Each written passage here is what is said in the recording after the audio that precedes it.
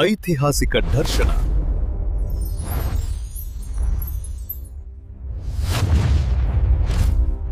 Hi ಸ್ನೇಹಿತರೆ, ನಮಸ್ಕಾರ. ನಾನು ನಿಮ್ಮ ರಾಕೇಶ್ ಪೂಜಾರ್ಜಿ. ಸ್ನೇಹಿತರೆ, ನಾನಿಂದು ಚಿಂತಾಮಣಿ ತಾಲೂಕು ಅಂಬಾಜಿದುರ್ಗ ಅಂದರೆ ಕೈಲಾಸಗಿರಿ ಹಿಲ್ಸ್ ಪಕ್ಕದಲ್ಲೇ ಇರ್ತಕ್ಕಂಥ ಅಂಬಾಜಿದುರ್ಗ ಕೋಟೆಗೆ ಬಂದಿದ್ದೇನೆ. ಕೈಲಾಸಗಿರಿ ಹಿಲ್ಸ್ನ ಪಕ್ಕದಲ್ಲೇ ಒಂದು ದಾರಿ ಇದೆ. ಆ ದಾರಿಯ ಮುಖಾಂತರ ಬೆಟ್ಟದ ತುದಿಗೆ ಬಂದರೆ ಅಲ್ಲೊಂದು ವೀರಾಂಜನೇಯ ಸ್ವಾಮಿ ದೇವಾಲಯ ಇದೆ, ಮತ್ತು ಒಂದು ಗೋಶಾಲೆ ಇದೆ. ಅಲ್ಲಿಂದ ಮತ್ತೆ ಮೇಲ್ಬೆಟ್ಟಕ್ಕೆ ಅಂದರೆ ಮೇಲೆ ಇರುವ ಬೆಟ್ಟಕ್ಕೆ ಕೋಟೆಗೆ ಹೋಗಬೇಕು. ಈಗ ಮೇಲೆ ಒಂದು ಮಾತೆಯ ದೇವಾಲಯದ ಹತ್ತಿರ ಪಾರ್ಕಿಂಗ್ ಇದೆ. ಆ ಪಾರ್ಕಿಂಗ್ ಹತ್ರ ಬಂದಿದ್ದೇನೆ. ಬೈಕ್ ಇಲ್ಲಿವರೆಗೂ ಬರುತ್ತೆ, ನೋಡ್ಬೋದು. ಅಲ್ಲೊಂದು ದೇವಿಯ ದೇವಸ್ಥಾನ ಇದೆ. ಬೈಕ್ ಇಲ್ಲಿವರೆಗೂ ಅಪ್ಪಲ್ಲಿ ಬರ್ಬೋದು, ನೋಡ್ಬೋದು. ಇಲ್ಲಿಂದ ನಡ್ಕೊಂಡೇ ಹೋಗಬೇಕು ಕೋಟೆಗೆ. ಇದು ಅಂಬಾಜಿದುರ್ಗ ದೇವಸ್ಥಾನ, ಅದರಿಂದ ಇದು ಅಂಬಾಜಿದುರ್ಗ ಅಂತ ಇದಕ್ಕೆ ಹೆಸರು ಬಂದಿದೆ,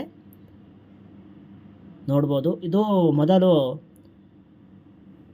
ವಿಜಯನಗರದ ಸಾಮ್ರಾಜ್ಯದ ಪತನವಾದ ನಂತರ, ಪಾಳೆಗಾರರು ಸ್ವತಂತ್ರವಾದ ನಂತರ ಸ್ಥಳೀಯ ಪಾಳೆಗಾರರು ಇಲ್ಲಿ ಚಿಕ್ಕ ಒಂದು ಕೋಟೆಯನ್ನು ಮಾಡಿಕೊಂಡು ಆಳ್ತಾಯಿದ್ರು. ಅದ ನಂತರ ಟಿಪ್ಪು ಸುಲ್ತಾನ್ನ ಕಾಲದಲ್ಲಿ ನಂದಿದುರ್ಗ ಮತ್ತು ಇದು ಅಂಬಾಜಿದುರ್ಗ ಕೂಡ ಒಂದು ಪ್ರಮುಖ ಸ್ಥಳವಾಗಿತ್ತು.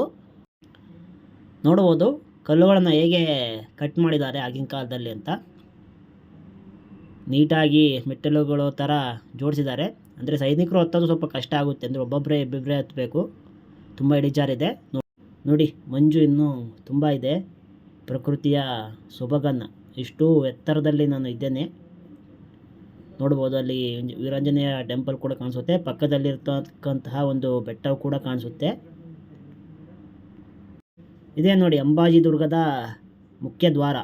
ಅಂದರೆ ಇಲ್ಲಿಂದನೇ ಒಳಗೆ ಹೋಗಬೇಕು.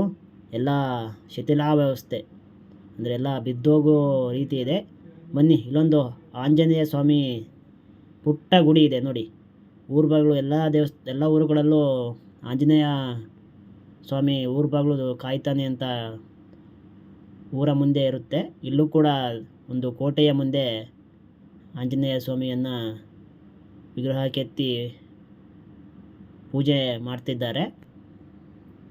ಅಂದರೆ ಅಷ್ಟೊಂದು ದೊಡ್ಡ ಸದೃಢ ದುರ್ಗಮ ಕೋಟೆ ಏನಲ್ಲ, ಒಂದು ಚಿಕ್ಕ ಪುಟ್ಟ ಆಗಾಗ ಬಂದು ಹೋಗಲಿಕ್ಕೆ ಕಟ್ಟಿಕೊಂಡಂತಹ ಒಂದು ಕೋಟೆಯ ಥರ ಕಾಣಿಸುತ್ತೆ ಇದು. ನೋಡ್ಬೋದು ಎಷ್ಟು ಎತ್ತರದಲ್ಲಿದೆ.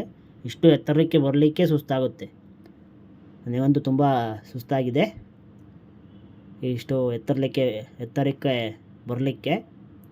ನೋಡ್ಬೋದು ಇನ್ನು ಕೋಟೆ ಮೇಲೆ ಇದೆ, ಅಲ್ಲೊಂದು ದೇವಸ್ಥಾನ ಕಾಣಿಸ್ತಿದೆ. ಬನ್ನಿ ಆ ಕೋಟೆ ಅವಶೇಷಗಳನ್ನು ನೋಡುತ್ತಾ ಆ ದೇವಸ್ಥಾನಕ್ಕೆ ಹೋಗೋಣ. ಅಂದರೆ ತುಂಬ ಹಾಳಾಗೋಗ್ಬಿಟ್ಟಿದೆ, ಎಲ್ಲ ಬಿದ್ದು ಎಲ್ಲ ಶಿಥಿಲಾವಸ್ಥೆಗೆ ಬಂದಿದೆ. ತುಂಬ ಹಾಳಾಗೋಗ್ಬಿಟ್ಟಿದೆ, ಎಲ್ಲ ಬಿದ್ದು ಯಾರಿಂದನೂ ಇದನ್ನು ಉಳಿಸಿಕೊಳ್ಳುವ ಪ್ರಯತ್ನ ನಡೆದಿಲ್ಲ ಅಂತ ನನ್ನ ಅನಿಸಿಕೆ.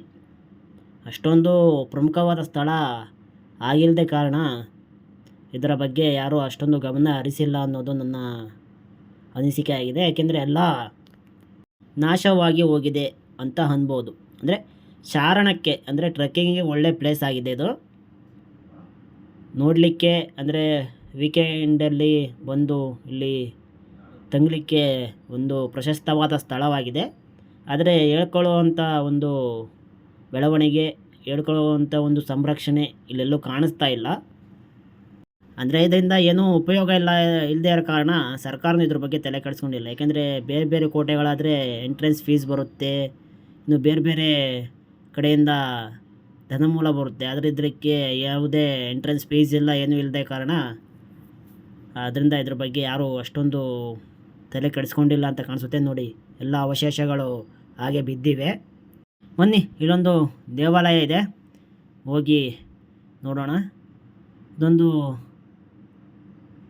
ಶಿವನ ದೇವಸ್ಥಾನ ನೋಡ್ಬೋದು. ಇಲ್ಲೊಂದು ಶಿವನ ದೇವಸ್ಥಾನವನ್ನು ನಿರ್ಮಾಣ ಮಾಡಿದ್ದಾರೆ. ಅಂದರೆ ಎಂಟ್ರೆನ್ಸ್ ಈ ಕಡೆ ಇತ್ತೇನೋ ಎಲ್ಲ ಇಟ್ಟಿಗೆಯನ್ನು ನಿಲ್ಲಿಸಿ ಹೋಗಿದ್ದಾರೆ. ಕೋಟೆಯ ಮೇಲೆ ಒಂದು ಪುಟ್ಟ ಗುಡಿಯನ್ನು ಕೂಡ ನಿರ್ಮಾಣ ಮಾಡಿದ್ದಾರೆ. ಅಷ್ಟೊಂದು ಜನವಸತಿ ಇದ್ದಾಗೆ ಕಾಣಿಸ್ತಿಲ್ಲ ಇಲ್ಲಿ, ಯಾಕೆಂದರೆ ಯಾವುದೇ ದೊಡ್ಡ ದೊಡ್ಡ ಕೋಟೆಯ ಕುರುಹುಗಳು ಇಲ್ಲೆಲ್ಲೂ ಕಾಣಿಸ್ತಿಲ್ಲ. ಇತ್ತೇನೋ, ಬಟ್ ನಶಿಸಿ ಹೋಗಿರ್ಬೋದು ಕಾಲಕ್ರಮೇಣ. ಹೊಸದಾಗಿ ನಿಲ್ಲಿಸ್ತಕ್ಕಂಥ ಒಂದು ಗರುಡಗಂಬ ಬೇರೆ ಇದೆ ಇಲ್ಲಿ ನೋಡ್ಬೋದು. ಇದು ಇತ್ತೀಚೆಗೆ ಮಾಡಿರ್ತಕ್ಕಂಥ ಗರುಡಗಂಬ ಅನಿಸುತ್ತೆ ನನಗೆ. ಒಂದು ನಂದಿ ಇದೆ ಮುಂದೆ, ಆ ಕಡೆ ಈ ಕಡೆ ನೋಡ್ಬೋದು ನೀವು. ದ್ವಾರಪಾಲಕರು, ಮೋಸ್ಟ್ಲಿ ಅವರು ದ್ವಾರಪಾಲಕರು ಜಯ ವಿಜಯರಾಗೆ ಕಾಣಿಸ್ತಾರೆ. ಆದರೆ ಒಳಗೆ ಲಿಂಗುವಿನ ಮೂರ್ತಿ ಇದೆ, ನನಗೆ ಅಷ್ಟೊಂದು ಗೊತ್ತಾಗ್ತಾ ಇಲ್ಲ. ನೋಡ್ಬೋದು ಇಲ್ಲೊಂದು ಶಿವಲಿಂಗದ ಮೂರ್ತಿ ಇದೆ. ಇಲ್ಲಿ ಮೊದಲಿಗೆ ಬೇರೆ ದೇವಸ್ಥಾನ ಇತ್ತೇನೋ ಗೊತ್ತಿಲ್ಲ, ಈಗ ಶಿವಲಿಂಗದ ಮೂರ್ತಿ ಇದೆ. ನೋಡ್ಬೋದು ಎಷ್ಟು ಪ್ರಶಾಂತವಾಗಿದೆ ಸ್ಥಳ. ಬನ್ನಿ ನಿಮಗೆ ಕೆಳಗೆ ತೋರಿಸ್ತೇನೆ ಎಷ್ಟು ಆಳ ಇದೆ ಮತ್ತು ಎಷ್ಟು ಎತ್ತರದಲ್ಲಿದೆ.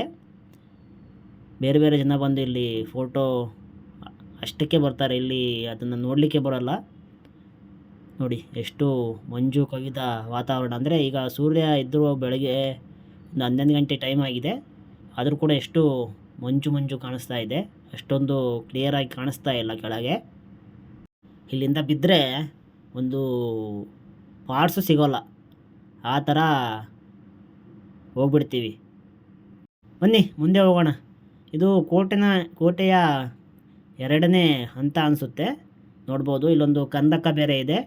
ಅಂದರೆ ಆಗಿನ ಕಾಲದಲ್ಲಿ ನೀರಿನ ಮೂಲಗಳು ಸುರಕ್ಷಿತವಾಗಿ, ಅಂದರೆ ಒಂದು ಕೋಟೆ ಇದೆ ಅಂದರೆ ಧಾನ್ಯಗಳು, ದವಸಗಳು ಮತ್ತು ಊಟ ಮಾಡಲಿಕ್ಕೆ ಮತ್ತು ನೀರಿನ ಮೂಲ ಅತ್ಯಂತ ಅವಶ್ಯಕವಾಗಿತ್ತು ಒಂದು ಕೋಟೆ ಅಂದರೆ. ಏಕೆಂದರೆ ನೀರು ಇಲ್ಲದೆ ಕೋಟೆಯಲ್ಲಿ ಇರಲಿಕ್ಕೆ ಸಾಧ್ಯನೇ ಇಲ್ಲ.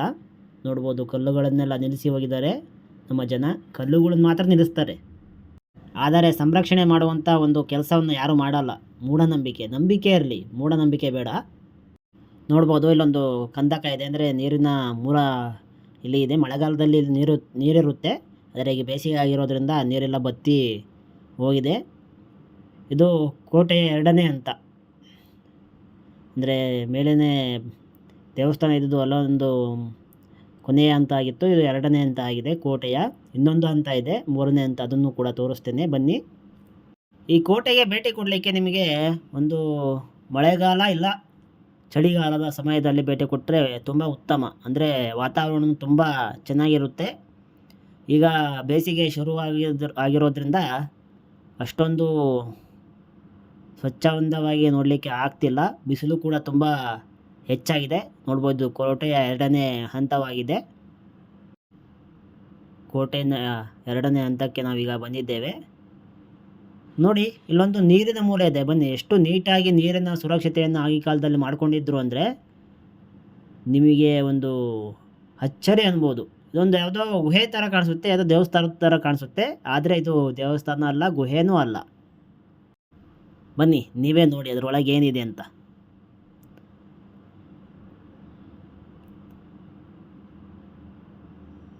ನೋಡಿ ದೇವಸ್ಥಾನ ಅಂದ್ಕೊಂಡ್ರಾ?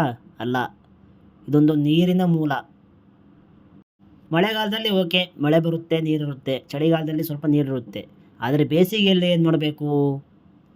ಆ ಬೇಸಿಗೆಯ ಒಂದು ಕಾರಣಕ್ಕೆ ಇಂತಹ ಒಂದು ನೀರಿನ ಮೂಲವನ್ನು ಇವರು ಸಂರಕ್ಷಿಸಿ ಹೀಗೆ ಇಟ್ಟಿದ್ದಾರೆ. ನೋಡಿ ಎಷ್ಟು ಮುಂಜಾಗ್ರತೆಯಿಂದ ನೀರಿನ ಮೂಲವನ್ನು ಸಂರಕ್ಷಿಸಿ ಇಟ್ಟಿದ್ದಾರೆ. ಹಾಗೆ ಕೋಟೆ ಅಂದರೆ ಮತ್ತು ಸೈನಿಕರು, ಶತ್ರುಗಳು ಅಟ್ಯಾಕ್ ಮಾಡಿದಾಗ ತುಂಬ ದಿನಗಳ ಕಾಲ ಕೋಟೆ ಬಾಗಿಲಾಕೊಂಡು ಕೋಟೆಯಲ್ಲೇ ಇರಬೇಕಾಗುತ್ತೆ. ಆಗ ನೀರೆಲ್ಲಿಂದ ಬರುತ್ತೆ? ಇಂತಹ ಮೂಲಗಳನ್ನು ಸಂರಕ್ಷಿಸಿ ಇಡೋದ್ರಿಂದ ಕೋಟೆಗಳ ಒಳಗೆ ಜನರು ಬದುಕಲಿಕ್ಕೆ ಒಂದು ದಾರಿ.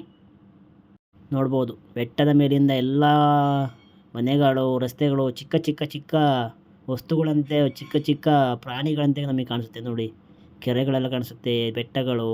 ತುಂಬ ಫಾಗಿದೆ, ಇನ್ನು ಫಾಗಿನೂ ಹೋಗಿಲ್ಲ.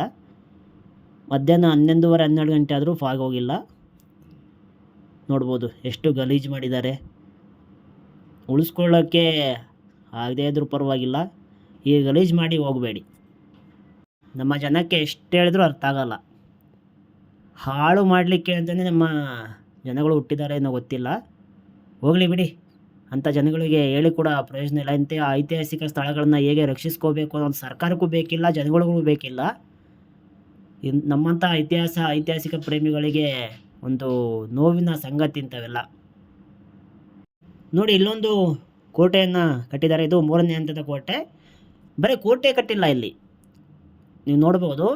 ಅಲ್ಲಿ ಬರೀ ಕೋಟೆ ಕಟ್ಟಿಲ್ಲ, ಆ ಗೋಡೆಯನ್ನು ಏಕೆ ಕಟ್ಟಿದ್ದಾರೆ ಅಂದರೆ ನೀರು ಅಲ್ಲಿಂದ ಹರ್ಕೊಂಬಂದು ಅಲ್ಲಿ ನಿಲ್ಲುತ್ತೆ. ಆದ್ದರಿಂದ ಅದನ್ನು ಅಡ್ಡಲಾಗಿ ನೀರು ಕೆಳಗೆ ಹೋಗದೇ ಇರೋ ಹಾಗೆ ನೀರನ್ನು ತಡೆ ಹಿಡಿಯಲಿಕ್ಕಾಗಿ ಈ ಗೋಡೆಯನ್ನು ಕೂಡ ಕಟ್ಟಿದ್ದಾರೆ. ನೋಡಿ, ಗೋಡೆ ಬೀಳುವ ಹಂತದಲ್ಲಿದೆ. ಇದನ್ನು ಸಂರಕ್ಷಣೆ ಮಾಡಲಿಕ್ಕೆ ಯಾರ ಕೈಲಿಂದ ಸಾಧ್ಯ ಇಲ್ಲ ಬಿಡಿ. ನೀರು ಇಳಿಜಾರಿಂದ ಬಂದು ಇಲ್ಲಿ ಸಂಗ್ರಹವಾಗ್ತಿತ್ತೇನೋ ನೋಡ್ಬೋದು. ಕೈಲಾಸಗಿರಿ ಹಿಲ್ಸ್ ಇಲ್ಲಿ ಎಷ್ಟು ಚೆನ್ನಾಗಿ ಕಾಣಿಸುತ್ತೆ, ಬಟ್ ಫಾಗ್ ಇರೋದ್ರಿಂದ ಅಷ್ಟೊಂದು ಕ್ಲಿಯರಾಗಿ ಕಾಣಿಸ್ತಿಲ್ಲ ಅಷ್ಟೇ. ಕೈಲಾಸಗಿರಿ ಹಿಲ್ಸಿಗೆ ನಾನು ಹೋಗಲಿಲ್ಲ, ಯಾಕೆಂದರೆ ಇತ್ತೀಚೆಗೆ ನಿರ್ಮಿಸಲಾದ ಒಂದು ದೇವಾಲಯ ಆಗಿರೋದ್ರಿಂದ, ಹಾಗೆ ಬೇರೆ ಬೇರೆ ಐತಿಹಾಸಿಕ ಸ್ಥಳಗಳನ್ನು ನಾನು ಗುರುತು ಮಾಡಿದ್ದರಿಂದ ಅದಕ್ಕೆ ಹೋಗಲಿಕ್ಕೆ ಸಮಯ ಹೊಂದಿಸಲಿಕ್ಕೆ ಕೈಲಾಸಗಿರಿ ಹಿಲ್ಸಿಗೆ ಹೋಗಲಿಲ್ಲ. ಸಮಯ ಆಲ್ರೆಡಿ 12 ಗಂಟೆ ಆಗಿರೋದ್ರಿಂದ ಬೇರೆ ಸ್ಥಳಗಳಿಗೆ ಹೋಗಲೇಬೇಕು ನಾನು. ಮುಂದೆ ಯಾವತ್ತಾದರೂ ಸ್ನೇಹಿತರ ಜೊತೆ ಹೋಗೋಣ ಅಂತ ಸುಮ್ಮನಾದೆ. ಆದ್ದರಿಂದ ಮುಂದಿನ ಸಲ ಅಲ್ಲಿಗೆ ಭೇಟಿ ಮಾಡೋಣ ಅಂತ ಸುಮ್ಮನಾಗಿದ್ದೇನೆ. ಮುಂದೆ ಯಾವಾಗಲಾದರೂ ಅಲ್ಲಿಗೆ ಭೇಟಿ ನೀಡುವ ಸಂದರ್ಭ ಬಂದೇ ಬರುತ್ತೆ, ಆವಾಗ ಅಲ್ಲಿ ಭೇಟಿ ನೀಡೋಣ. ನಾಯಿ ಕೂಡ ಬಂದಿದೆ ನೋಡಿ, ಇಷ್ಟು ಮೇಲೆ ನಾಯಿ ಕೂಡ ಬಂದಿದೆ. ಅಣ್ಣ ಡಾಗೇಶ್ ಅವರು ಕೂಡ ಅಂಬಾಜಿ ದುರ್ಗ ಕೋಟೆಯನ್ನು ನೋಡಲಿಕ್ಕೆ ಬಂದಿದ್ದಾರೆ. ಇನ್ನೊಂದು ಡಾಗೇಶ್ ಅವರು ಆ ಕಡೆ ಮಲ್ಕೊಂಡಿದ್ದಾರೆ, ತೋರಿಸ್ತೇನೆ. ನೋಡಿದ್ರಲ್ಲ ಸ್ನೇಹಿತರೆ, ಇದು ಅಂಬಾಜಿ ದುರ್ಗದ ಕೋಟೆಯ ಇತಿಹಾಸ ಮತ್ತು ಅದರ ವಿಡಿಯೋ. ಇಂತಹ ಸ್ಥಳಗಳು ನಾನು ನಿಮಗೆ ತೋರಿಸ್ತಾ ಇರ್ತೇನೆ. ತುಂಬ ಕಷ್ಟಪಟ್ಟು ವಿಡಿಯೋ ಮಾಡ್ತೇವೆ. ಬೆಟ್ಟ ಹತ್ತಬೇಕು, ಗಾಡಿ ಓಡಿಸ್ಬೇಕು, 100 ಕಿಲೋಮೀಟ್ರ್ 200 ಕಿಲೋಮೀಟ್ರ್ ನಾವು ಅಡ್ಡಾಡಬೇಕು. ಅದರಲ್ಲಿ ನಿಮಗೆ ತೋರಿಸ್ತಕ್ಕಂಥ ಒಂದು ಕೆಲಸವನ್ನು ಮಾಡ್ತೇನೆ. ವಿಡಿಯೋ ನೋಡಿ ಹಾಗೆ ಹೋಗಬೇಡಿ, ಸಬ್ಸ್ಕ್ರೈಬ್ ಮಾಡಿಕೊಳ್ಳಿ. ನಿಮಗೆ ಅನಿಸಿದ್ದನ್ನು ನನಗೆ ತಿಳಿಸಿ, ತಿದ್ದಿಕೊಳ್ಳುವ ಪ್ರಯತ್ನ ನಾನು ಮಾಡ್ತೇನೆ.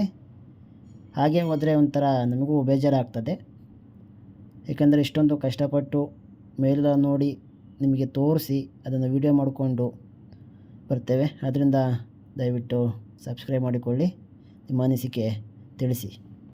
ನೋಡಿ ಸ್ನೇಹಿತರೆ, ಇಲ್ಲಿ ದುರ್ಗಾದೇವಿಯ ದೇವಸ್ಥಾನ ಕೂಡ ಇದೆ, ಬೆಟ್ಟದ ಕೆಳಗೆ ಇದೆ. ಇದೊಂದು ಪ್ರಶಾಂತವಾದ ಸ್ಥಳ ಆಗಿರೋದ್ರಿಂದ ದುರ್ಗಾದೇವಿಯ ಒಂದು ಆಶೀರ್ವಾದವನ್ನು ಎಲ್ಲರೂ ಪಡ್ಕೊಂಡು ಹೋಗ್ತಿದ್ದಾರೆ. ಆ ದೇವಿ ನಿಮಗೂ ಕೂಡ ಒಳ್ಳೆಯದು ಮಾಡಲಿ ಅಂತ ಪ್ರಾರ್ಥಿಸ್ತೇನೆ. ನೋಡಿದ್ರೆ ಸ್ನೇಹಿತರೆ, ಇದು ನನ್ನ ಇವತ್ತಿನ ವಿಡಿಯೋ ಆಗಿದೆ. ಇಂತಹ ವಿಡಿಯೋಗಳಿಗಾಗಿ ನನ್ನ ಚಾನಲನ್ನು ಸಬ್ಸ್ಕ್ರೈಬ್ ಮಾಡಿಕೊಳ್ಳಿ. ವಿಡಿಯೋ ವೀಕ್ಷಿಸೋದಕ್ಕಾಗಿ ಎಲ್ಲರಿಗೂ ಧನ್ಯವಾದಗಳು.